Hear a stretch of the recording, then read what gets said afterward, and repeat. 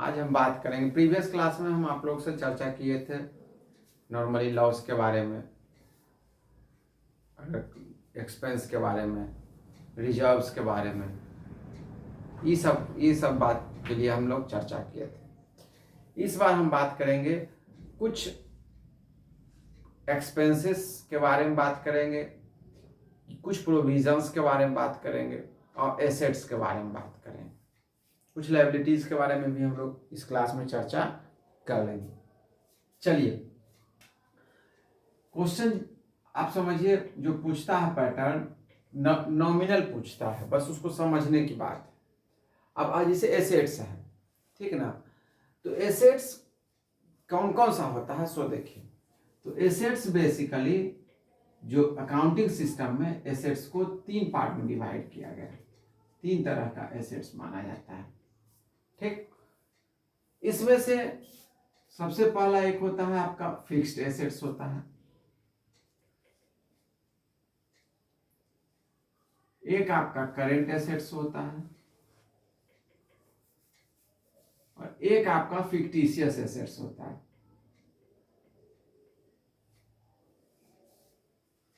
आप देखिए, fixed assets का नॉमिनल डेफिनेशन क्या होता है सो समझिएगा। फिक्स्ड एसेट्स का मतलब होता है वो एसेट्स जिसको हम की एक अकाउंटिंग पीरियड से ज्यादा के लिए रखे हैं, ठीक, और जिसका बेसिकली यूज जो है, ठीक ना, हम क्या करते हैं, मतलब गुड्स और सर्विसेज को क्या करते हैं, मतलब उसको बनाने बेचने के लिए यूज हम करते हैं। बेसिकली यही होता है फिक्स्ड एसेट्स का, लॉन्ग टर्म के लिए हम इसको रखते हैं, ठीक। तो देखिए, फिक्स्ड एसेट्स में आपका क्या आ गया, जैसे लैंड एंड बिल्डिंग आ जाता है,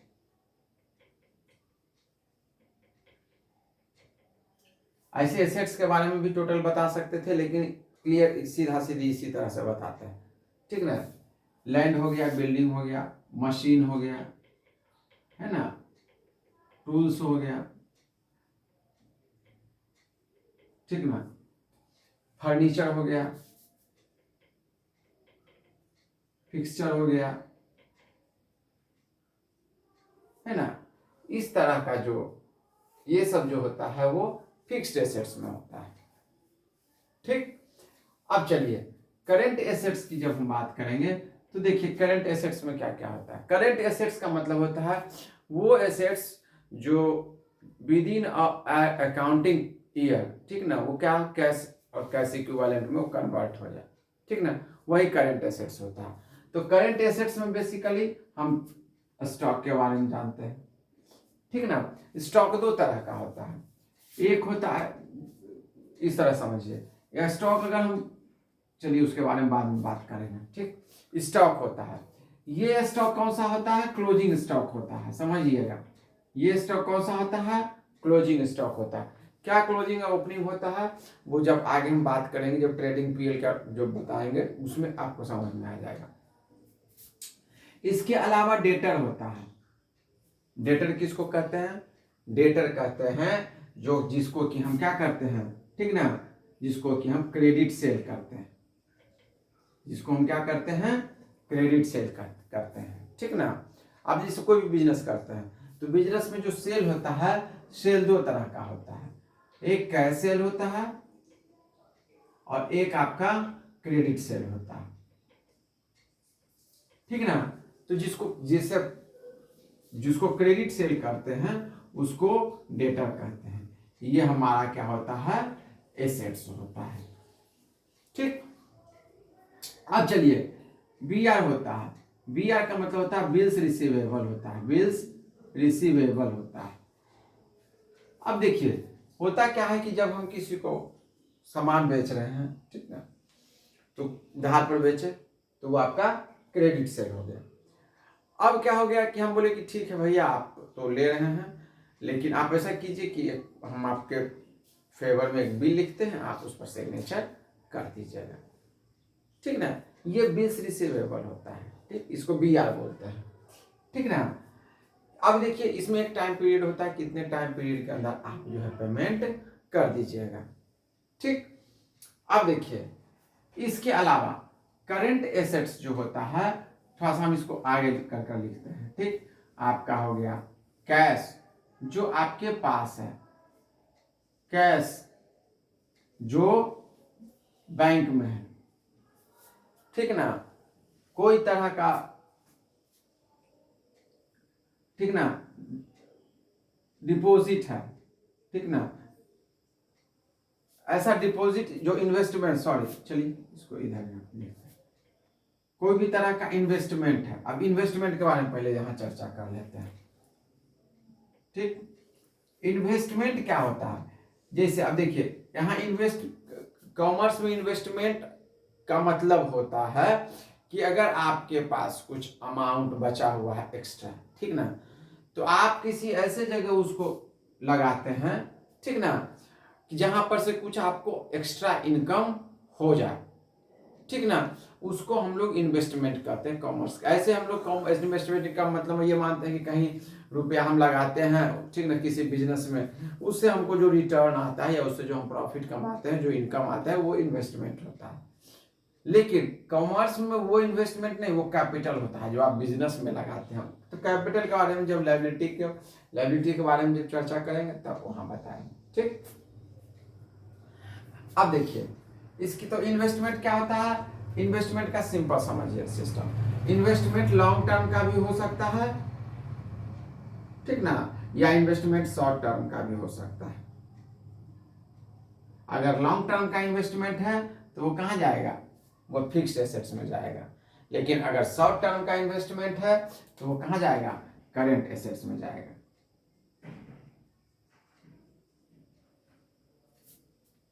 ठीक। अब देखिए तो करेंट शॉर्ट टर्म का मतलब क्या हो गया, लेस देन 1 ईयर, ठीक ना। 1 साल के अंदर अगर वो इन्वेस्टमेंट, सपोज कीजिए आप इक्विटी शेयर खरीदते हैं,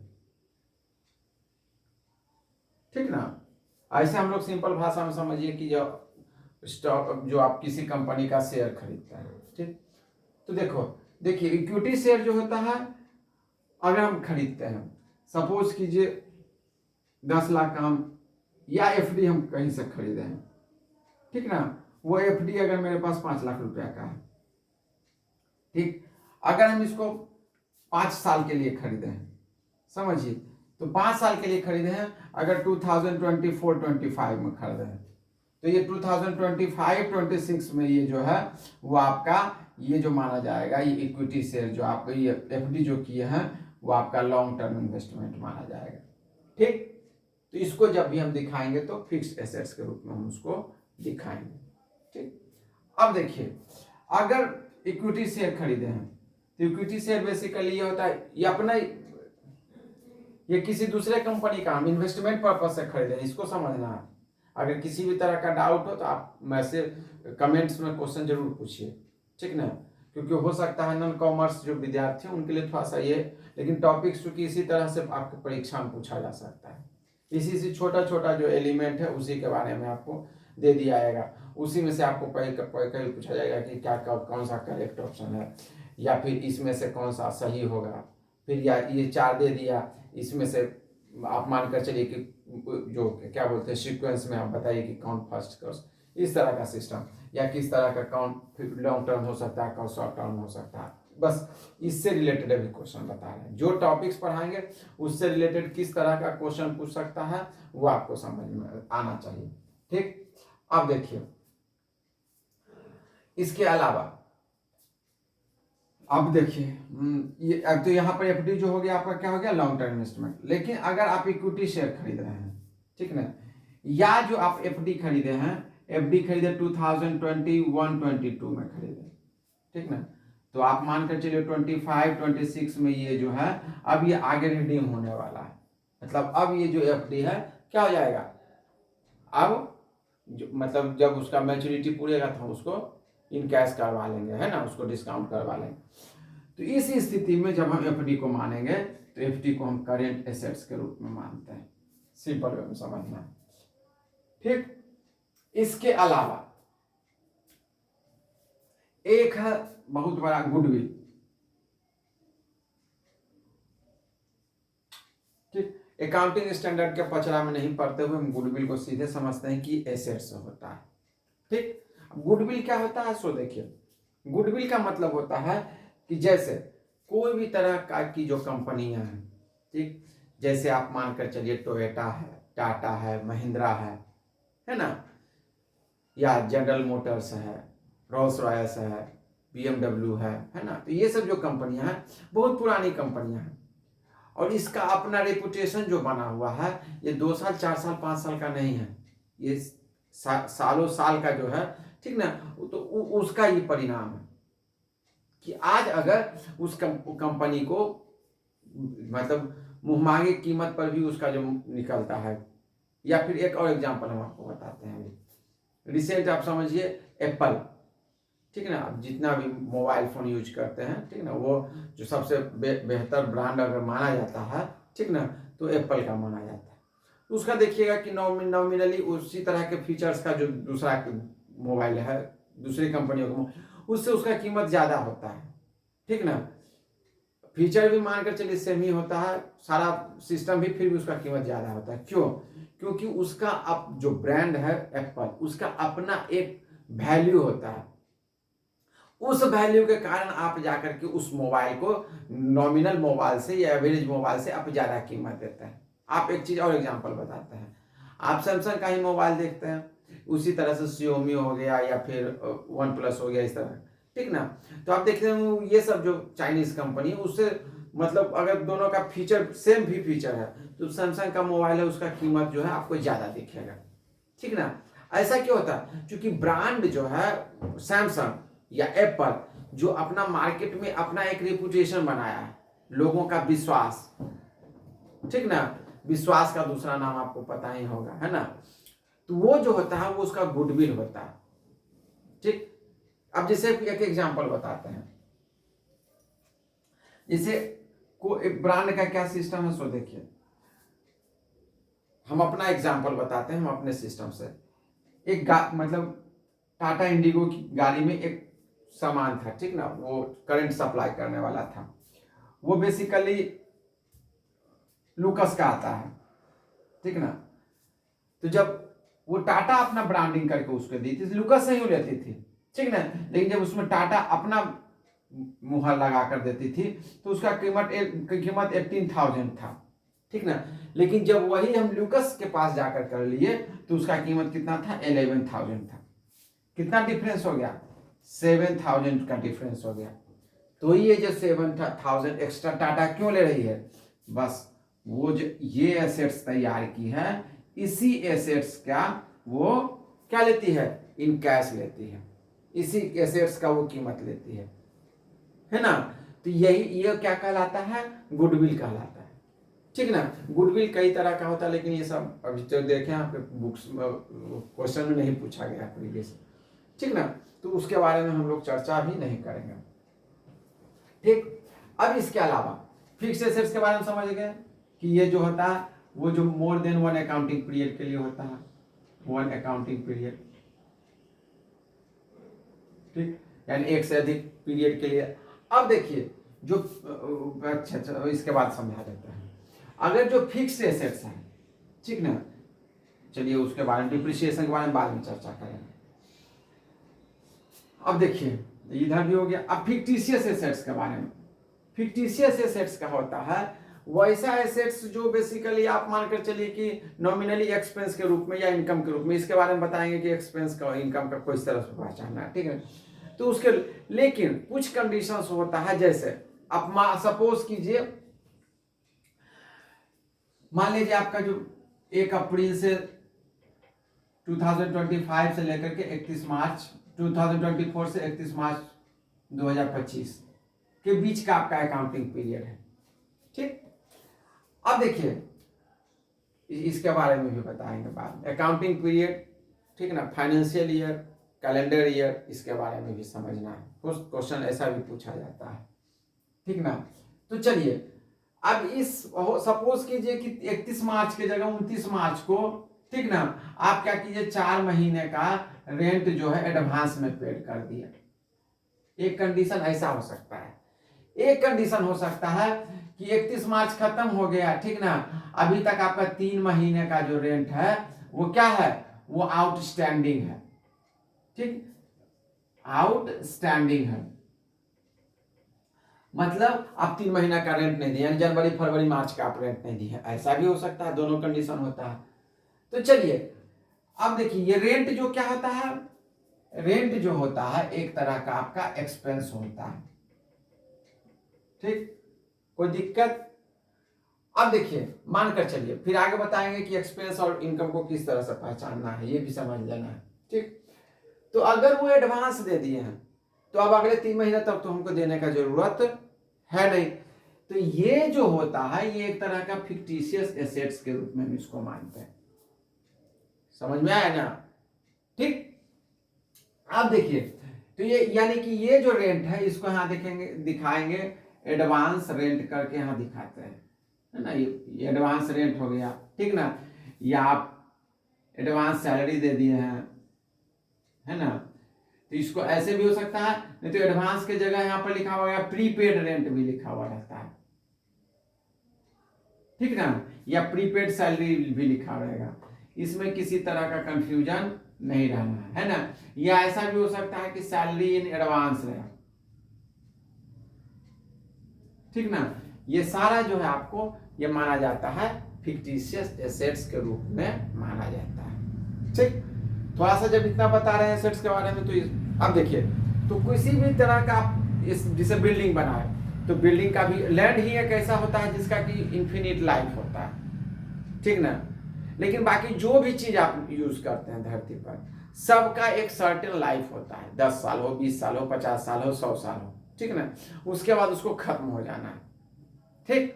तो अब जैसे कि अब मान लीजिए सपोज कीजिए कि हम ये जो बिल्डिंग है, ये बिल्डिंग हम अपना सिस्टम चला रहे हैं, ठीक है, बिल्डिंग बनाए हुए हैं, तो बिल्डिंग का भी अपना एक लाइफ होता है, 10 साल, 20 साल, 50 साल, तो अगर बिजनेस कर रहे हैं यहाँ पे, ठीक, तो बिजनेस कर रहे हैं, तो अगर हम मानकर चलिए सपोज कीजिए बिल्डिंग बनाने में 50 लाख रुपया लगा, बिल्डिंग बनाने में कितना लगा, 50 लाख रुपया लगा, सपोज कीजिए हम मानकर चलते हैं कि बिल्डिंग का जो लाइफ है वो 25 साल है, ठीक ना, सीधा सीधी भी बता रहे हैं, बाद में कई दो तरह का डिप्रिसिएशन का सिस्टम होता है, वो भी समझा देंगे, है ना। तो यानी कि हर एक साल एवरेज आप मानकर चलिए कि 2 लाख रुपया हर एक साल इसका वैल्यू क्या हो रहा है, कम हो रहा है, ठीक ना। सपोज कीजिए आप एक मशीन लगाए, ठीक, मशीन लगाए, अब मशीन में 2 तरह का होता है समझिएगा, मशीन या तो वर्किंग आवर के रूप में भी काम करता है, फर्स्ट कंडीशन, और या ईयर के साथ भी मानकर चलते हैं, जैसे कि आप अगर मतलब प्रिंटिंग मशीन लेते हैं, है ना, फोटोकॉपी करने वाला, तो उसमें कहा जाता है कि भैया इसका जो कैपेसिटी है वो 30,000 फोटोकॉपी निकालने का है, 50,000 या 1 लाख फोटोकॉपी निकालने का है। तो अगर हम फोटोकॉपी का मशीन लिए हैं 2 लाख रुपया में, ठीक ना, और उसमें 1 लाख फोटोकॉपी निकालने का उसमें कैपेसिटी है, मान एक हाइपोथेटिकल कंडीशन बोलते हैं, मान रहे हैं, है ना, तो यानी कि हर एक फोटोकॉपी निकालते हैं तो 2 रुपया इसमें हम मेरा क्या हो रहा, मशीन का वैल्यू भी घट रहा है, ठीक ना। तो ये जो हो गया, यही जो होता है इसी को बोलते हैं डेप्रिसिएशन बोलते हैं, हिंदी में इसको ह्रास भी बोला जाता है, ठीक ना। यानी कि क्या है कि अब जैसे कि हम मशीन ही यूज कर रहे हैं तो उसमें बियर टीयर भी होता है, ठीक ना, घिसता भी है मशीन, ठीक। अब चलिए तो ये जो होता है डिप्रिसिएशन होता है, इसको यानी कि फिक्स्ड एसेट्स में जो भी तरह का जो अमाउंट जो होता है, जो उसके बियर एंड टीयर होने से जो उसका वैल्यू रिड्यूस होता है, वही क्या कहलाता है, डिप्रिसिएशन कहलाता है, ठीक। अब देखिए तो यानी कि जो भी डिप्रिसिएशन होगा, ठीक ना, land and building, machinery, tools, furniture, fixture, ठीक ना, ये सब में इसके जो वैल्यू, इसका जो वैल्यू है, सपोज कीजिए फर्नीचर मेरे पास 10 लाख का है, ठीक, अब ये मानकर चलिए कि ये 5 साल तक चलने वाला फर्नीचर है, यानी हर एक साल इसमें 2 लाख रुपया क्या हो जाता है, डिडक्ट हो जाता है, ये जो डिडक्शन होता है इसको हम लोग क्या कहते हैं, डेप्रिसिएशन कहते हैं, ठीक, कोई दिक्कत, यानी कि फिक्स एसेट। अब देखिए कोई भी तरह का, अब एसेट्स भी आप समझिएगा 2 तरह का होता है, एक टेंजिबल एसेट्स होता है, अकाउंटिंग स्टैंडर्ड के सिस्टम से बता रहे हैं, टेंजिबल एसेट्स होता है, इंटेंजिबल एसेट्स होता है, टेंजिबल एसेट्स किसको कहते हैं? जिसको आप देख सकते हैं, छू सकते हैं, है ना, वो टेंजिबल एसेट्स होता है। मशीन हो गया, बिल्डिंग हो गया, लैंड हो गया, ये टेंजिबल एसेट्स है। लेकिन आपका गुडविल हो गया, आपका ब्रांड है ना, ब्रांड जैसे टाटा, महिंद्रा, है ना, ब्रांड का अपना एक वैल्यू होता है। ठीक, ये जो होता है, अभी आप जैसे कि एक चीज और बताते हैं, जैसे आप माइक्रोसॉफ्ट का यूज करते हैं, जब भी आप कंप्यूटर यूज करते हैं तो माइक्रोसॉफ्ट का सॉफ्टवेयर यूज करते हैं कि नहीं? ठीक, अब देखिए, तो उसका तो कोई ये सिस्टम है नहीं। ठीक, तो जो कंपनी बनाई है माइक्रोसॉफ्ट, ठीक ना, अब उसका भी अपना एक लाइफ होता है, समझ में आया ना? तो वो जो होता है, ठीक ना, वो भी आपका क्या हो जाता है, ये आपका इंटेंजिबल है, वो हमको दिखता तो है नहीं, ठीक ना, लेकिन वो आपका क्या हो गया, इंटेंजिबल एसेट्स होता है। तो इंटेंजिबल एसेट्स एमोर्टाइज होता है, इसको एमोर्टाइजेशन कहते हैं, मतलब सिंपल वो डिप्रिसिएशन ही होता है, ठीक ना, जैसे यहाँ डिप्रिसिएशन का सिस्टम है उसी तरह से इसको एमोर्टाइजेशन बोलते हैं। ठीक, कोई दिक्कत, कोई समस्या? ये आपका एसेट्स का टॉपिक हो गया, ठीक ना। यहां तक मेरे हिसाब से कोई समस्या आपको नहीं होनी चाहिए, यही यहां तक जो क्वेश्चन भी पूछा जाएगा, क्वेश्चन भी आपसे छूटने वाला नहीं है। ठीक, अब हम बात करते हैं, इसके बाद नेक्स्ट वीडियो में आपको जो टॉपिक्स पर बताया जाएगा वो लायबिलिटीज क्या होता है, और जो एक्सपेंस और इनकम है, कब उसको एक्सपेंस और कब उसको इनकम मानेंगे। ठीक, इसके बारे में आपको बताया जाएगा। उसके बाद फंडामेंटल अकाउंटिंग प्रिंसिपल्स के बारे में बताया जाएगा। धन्यवाद। जय हिंद, भारत माता की जय।